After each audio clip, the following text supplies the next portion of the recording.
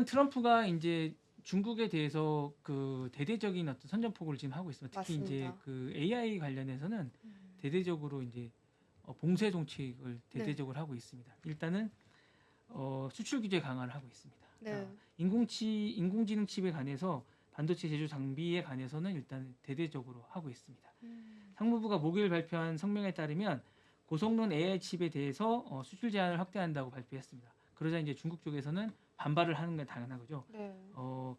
이거에 대해서 이제 바이든 행정부가 군사 및 감시 기술에 대해서 억제하는 방안으로 활용할 수 없다고 얘기했더니 중국은 우려가 있다.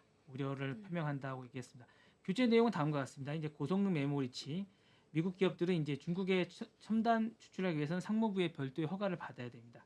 엔비디아와 AMD 같은 거에 대해서는 이제 직접적으로 이제 영향을 줄 것으로 보입니다. 그리고 반도체 제조 장비죠. 네. 중국 기업이 자체적으로 생산하지 못하도록 제조 장비에 관한 수출 규제가 강화됩니다. 이로 인해서 ASML이나 어플라이드 매터리얼이나 램 리서치 같은 글로벌 장비들도 영향을 받을 것으로 보입니다. 네. 그럼 이제 거의 제가 볼 때는 중국에서 이제 하웨이나 이런 데는 네. 장비를 거의 제조하기 힘들지 않을까 생각이 좀 듭니다. 네, 또 중국이 자체적으로 만들어낼 기술력은 아직 좀 부족한 많이 걸로 알고 부족합니다. 있는데. 제가 볼 때 많이 네. 부족하고요. 그리고 이제 기본적으로 이제 중국이 미국뿐만 아니라 우리나라보다도 한 4, 5년 정도 떨어져 있습니다. 그렇기 때문에 사실은 되게 힘들 걸로 보입니다.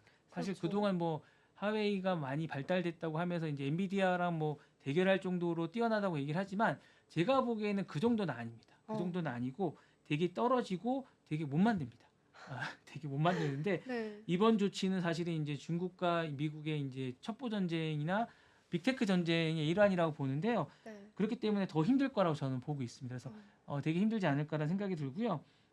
업계 전문가들 이번 조치가 단기적으로는 중국의 AI나 반도체 기술을 지연시키지만 장기적으로는 어떻게 보면 중국을 자극해서 네. 중국이 더 발전될 수 있겠다고 하는데 제가 볼 때는 힘들 거라고 봅니다. 그렇군요. 네. 근데 어쨌든 중국 입장에서는 자체 기술력을 발전시키는 거 말고는 타파할 수 있는 전략이 없을 것 같아요. 이게 네. 수출 수입 다 안 되는 상황 네, 네, 속에서 어떻게 보면은 일각에서 이야기하는 자체 기술 발전의 계기가 될 수도 있다라는 점이 그럴 수도 있을 논리는 거야. 이해가 근데 갑니다. 굴기라고 네. 해서 또 잘할 수도 있을 것 같긴 한데 중국이 그 뭐랄까 따라하는 건 잘하긴 해요. 베껴서 하고 뭐 인력을 뺏어가고 이런 건 잘하긴 하는데 네. 사실상 뭐 자기들이 그렇게 잘하지는 않습니다. 중국에 근데 이런 기술력을 또 유출해서 문제가 되는 경우도 네네. 많아서 이런 점들도 우리가 좀 유의를 해야겠습니다. 인력 네. 스카우트를 많이 하고 그렇긴 한데 뭐 잘 모르겠습니다. 원래 잘 못해가지고. 네, 이 한국산 HBM이나 반도체 장비들 중국으로 수출하는 것까지도 미국에서 통제한다고 하거든요. 이에 네네. 대한 반발도 좀 강할 것 같은데, 여기서 우리가 다행이라면 또 다행인 점이 SK 하이닉스 같은 경우에는 전량 미국으로 수출하고 있어서 타격이 크지는 않을 것으로 보인다라는 보도도 나왔습니다. 네, 맞습니다. 그 미국에서 이제 첨단 기술을 기반해서 이제 추가 반도체 기술 규제를 발표했습니다. 이제 이일 블룸버그에 따르면 미국 상무부가 인공지능 개발 핵심 부품인 고대역폰이죠. HBM 중국 수출을 제한하는 새로운 규제를 발표했습니다.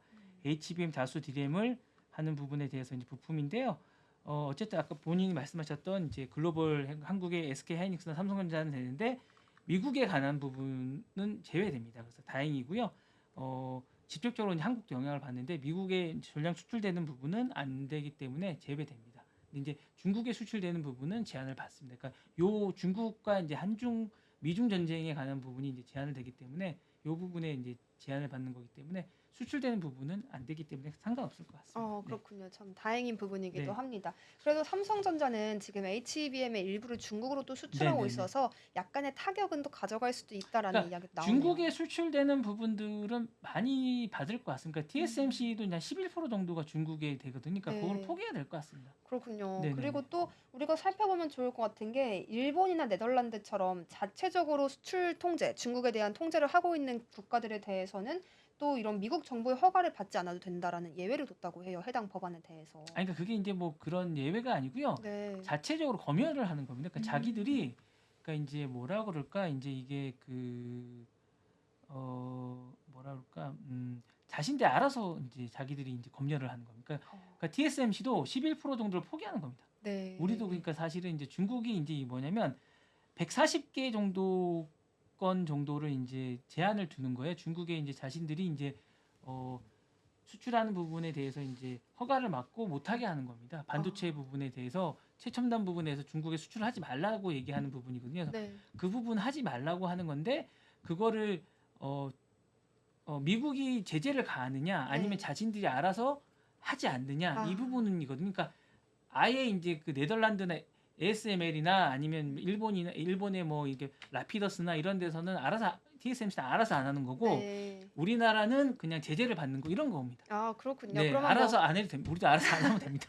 그렇군요. 뭐 네. 미국이 어디 나라만 특별히 제한을 하고 이런 네네 게 그런 게 아니라 아닙니다. 그러니까 어차피 자체적으로 예, 그러니까 뭐 또 제재를 수용이 받느냐 된다. 아니면 알아서 안 하느냐 이 차이입니다. 아 그렇군요. 그러면은 뭐 우리가 특별히 부당함을 얻고 있다라는 측면에서 네네. 바라볼 필요는 미국이 전혀 그렇게 하지 않습니다. 없군요. 예, 그러니까 네. 중국하고 미국하고 싸움에서 고래 싸움에 새우가 등일 터지고 있는 그런 겁니다. 네. 진짜 딱 그 비유가 맞는 것 네네네네. 같습니다. 네. 이렇게 해서 반도체 관련해서 이야기 또 나누고 있는데 네네. AI 반도체 업종 전망도 조금 살펴보실 부분이 그 있을까요? 하기 전에 잠깐 이제 지금 팻 겔싱어라고 어. 인텔의 그 네. 잘 나가는 유명한 분입니다. CEO인데 이분이 이제 사임을 했습니다. 그렇군요. 네네. 그래서 이제 이분이 사임을 했는데 되게 충격입니다. 사실 음. 이일 보도자료를 통해서 팻 겔싱어가 사임한다고 밝혔습니다. 네. 이분이 사실 왜 유명하냐면 스탠퍼드 출신이고 이분이 이제 그 구원투수로 복귀한 지 4년 만입니다. 되게 아. 이제 그 전에 이제 탁상 공론 하시고 이제 회계 전문가들이 인텔에 있어가지고 문제가 좀 됐었는데 네. 이분이 위기에 빠진 그 인텔을 구할 거라고 2021년에 구원투수로 활약에 복귀했고 사실 이분이 인텔에 오고 나서 인텔이 많이 변하긴 했습니다. 그렇군요. 예, 그래서 이제 이 분이 오시고 나서 많이 변했고 슬림하게 변했고 그다음 파운드리 분야를 이분이 오고 나서 이제 분야를 매각한다고 얘기를 했었고 되게 많이 변했습니다. 그리고 11조 분야로 이제 그 이분이 오고 나서 이제 보조금도 받게 됐고 되게 많이 변했는데 이분이 사임한다고 그래서 이제 되게 좀 놀라게 된 거거든요. 그래서 좀 놀라게 됐고 근데 사실 이분이 오고 나서도 사실은 적자를 면치 못했어요. 그런 것 같아요. 네네. 그래서 네. 이제 좀 문제가 됐고 그래서 이제 어떻게 될지 되게 고민이 많고 놀라움이 많고 있는데 어쨌거나 인텔이 최근에 이제 보조금 부분을 공장 짓는 부분을 이제 미국 당국하고 얘기를 거의 끝내가는 단계예요. 네. 그래서 이제 이 부분을 어떻게 될지가 좀 궁금하기 때문에 팻 겔싱어가 이제 그런 상황 속에서 전격 사임을 하기 때문에 또 어떻게 될지 잘 모르겠습니다. 그래서 이 부분이 또 그렇군요. 어떤 변화를 가져오고 또 새로운 CEO가 어떤 분이 또 오게 될지 이런 네. 부분도 좀 궁금합니다. 이 겔싱어의 임기 동안 정말 본부장님이 말씀해주신 대로 확실히 뭔가 조직이 슬림해지고 개편을 이어가면서 좋은 이야기들도 많이 나왔었지만 주가나 시장 점유율 측면에서는 약간의 어려움을 또 겪었다고 합니다. 그래서 임기가 있었던 4년 동안 굉장히 힘든 부분도 있었을 텐데 이제 인텔과의 인연은 여기서 좀 끝나는 모습이기도 네. 합니다. 지금 바로 구독을 눌러보세요.